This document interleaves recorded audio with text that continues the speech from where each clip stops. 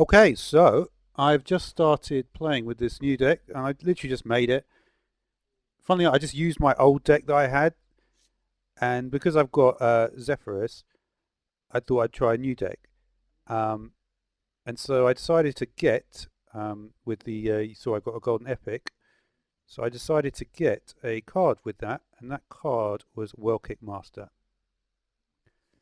So that's pretty good actually. Like you can do some really fun stuff. Like I've only played a few games, but I did a put it on a cold blood on a underbelly fence, for instance, which obviously that card normally stays alive because because it's quite early game and just gets you an extra card.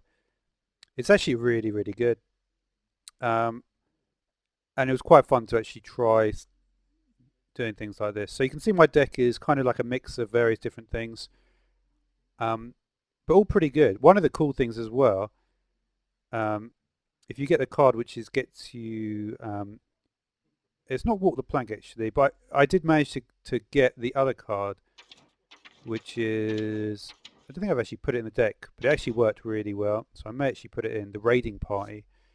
You do actually have the pirates and you have the weapon as well. You got greenskin, you got hench clan as well. So it's potentially I may actually swap that out for walk the plank, the raiding party, because it actually works super well. Um, and obviously Spirit of the Shark works really well with the Zephyrus. Um, I like to have sprint in there just because you never know. I mean, that's one card that may change as well. In the first game, actually, I did Leroy and then I shadow stepped it, uh, and I had already done a green skin with a Spirit of the Shark to get a 3/3 weapon. So that's a pretty good combo. And generally, when you try out a new deck for the first time, if you see like loads of cool combos that you haven't like played before, that's a good sign because it means there's probably quite a lot of depth to the deck. Um, Obviously, it's like something like academic espionage is more for mid range. Um, but yeah, there's a lot of combo cards in the deck. I mean, I put like most of them in to be honest. Um, so I'm trying to think if there's any that I didn't put in. Um, well, obviously there's some which you really won't put in. Um, Everyone knows, that you wouldn't put Cursed Castaway in or whatever. Um, but yeah, I've got Defies, of course. This was if you're newer to the game, you may not know, but this was one of the very first very strong plays. Um, this was an unusual choice, Daring Escape. I think like it makes sense, Daring Escape, in terms of if you've got a lot of Battlecry minions that are really good. Um, and we can see that that's a really good Battlecry minion. And not even that, it's like, like returning World Kick as well would be useful, right? Um, because you're likely to play this first, and then you can play your combo, and then you can play like Miscreant or whatever. Um, I think like having a little bit extra on the Shadow Step. An interesting combo as well is that if you did a Leroy, um, yeah, this would have worked better before when Leroy was 4 mana. That was a long time ago now, but you could, of course, do if I had a prep, if I swapped it out for a prep, what I could do perhaps potentially is play two Leroys in one turn in two different ways, right? Because obviously I can Shadow Step it for 8 mana.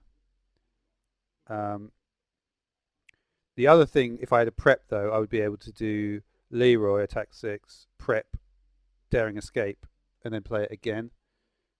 Um, so there's another interesting way of thinking of it.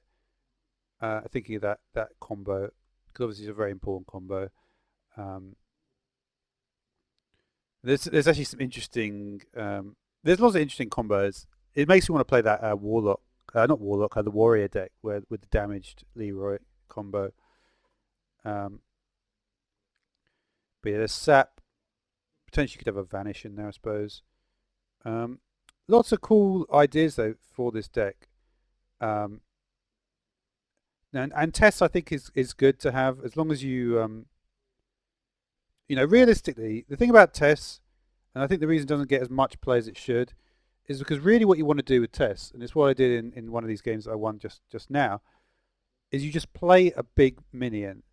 Um, Interesting, I got like a Tortolian. It took a card from my. Um, yeah, you can get anyway. But to be honest, it was a very niche case. Actually, I'm not going to say that. But um,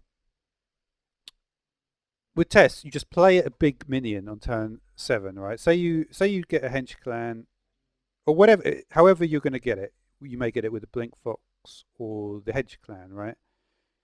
If you can play like a decent minion on 6 or 7 from another class, that's all you need really. Because then you get say a 6/6 with say even if it's like a 5/5, that's still great value, right? Um, and but yeah, there's lots of interesting combos with this. Of course, there's a Leroy. Another, I guess you can't do the. Yeah, you would have to do like a double Leroy combo where you have play it the next turn. You play it, you Shadow Step. Um, that'd be a good combo, wouldn't it? You play it for 6 damage, Shadow Step it. Next turn, play it for 3, um, and then you can Cold Blood it, and then we can go back into what I just said before about doing the prep, Daring Escape, and then you can play it twice. So you can get like really big damage potentially, like depending on how you want to. Obviously, this is not accounting for taunt, right? Um, you would have to combo it with Water Plank or Vendetta, um, and so that's the way to see it, I guess, is that Water Plank and Vendetta are, especially Vendetta, right? Because of the, if you've got Claw from another class, it may be crucial to get rid of the minion before you can. I mean, the problem is like there's never. This has always been the problem. There's never really enough charging minions that are like any good. Um, nothing is better than Leroy at all. Um,